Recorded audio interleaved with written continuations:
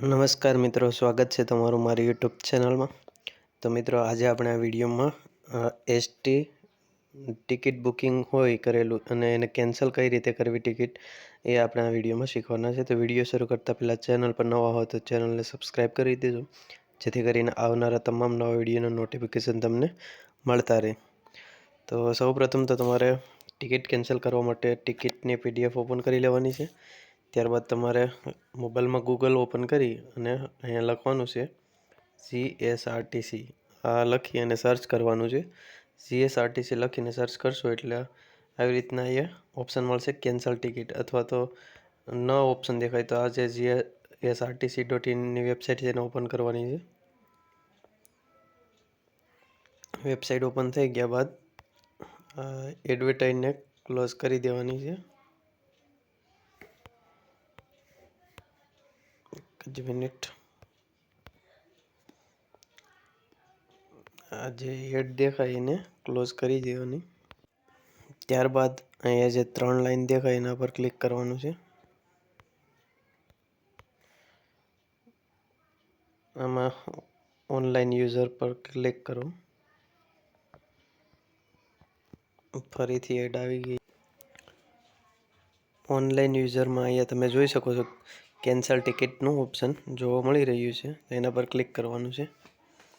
ત્યારબાદ અહીંયા તમારે આટલી વસ્તુ જોશે ટિકિટ કેન્સલ કરવા માટે: PNR number, email ID, mobile number, આ જે ટિકિટ બુક કરતી વખતે આપેલા હોય એ, ત્યારબાદ ટ્રાન્ઝેક્શન પાસવર્ડ। તો આ બધી વસ્તુ ક્યાંથી લેવાની છે હું કહી દઉં। PNR નંબર માટે ટિકિટમાં ઉપર લખેલું હશે, અહીં જોઈ શકો છો, સૌપ્રથમ આપેલું છે PNR, તે કોપી કરી લેવાના નંબરને, કોપી કરી આમાં પેસ્ટ કરી દેવાના છે। ત્યારબાદ ટ્રાન્ઝેક્શન પાસવર્ડ માટે તમારે અહીં નીચે સ્ક્રોલ કરશો એટલે અહીં જોઈ શકો છો પાસવર્ડ કરીને એની સામે જે હશે એ પાસવર્ડ છે એને કોપી કરી લેવાના। પાસવર્ડ કોપી થઈ ગયા એટલે ફરીથી એને પાસવર્ડ ટ્રાન્ઝેક્શન પાસવર્ડના ઓપ્શનમાં પેસ્ટ કરી દો। ત્યારબાદ આમાં ઈમેલ આઈડી અને મોબાઈલ નંબર જે તમે ટિકિટ બુક કરવામાં આપેલો છે એ નાખવાનો છે, તો એ તમારે યાદ રાખવાનું છે કે એ આપેલા છે। ત્યારબાદ ગેટ ડિટેલ પર ક્લિક કરવાનું છે, તો હું અત્યારે ઈમેલ આઈડી અને પાસવર્ડ મોબાઈલ નંબર એન્ટર કરી અને ગેટ ડિટેલ પર ક્લિક કરું છું। તો મિત્રો, એ કેન્સલેશન ટાઈમ ઇઝ ઓવર એટલે કે સમય આનો પૂરો થઈ ગયો છે, કારણ કે આની જે ડેટ હતી એ જતી રહી છે। એ જોઈ શકો છો આપણે કઈ તારીખ હતી, 12મા મહિનાની 2 તારીખ હતી। તો આજે કઈ તારીખ થઈ ગઈ છે? આજે જોઈ શકો છો તમે 17 તારીખ થઈ ગઈ છે।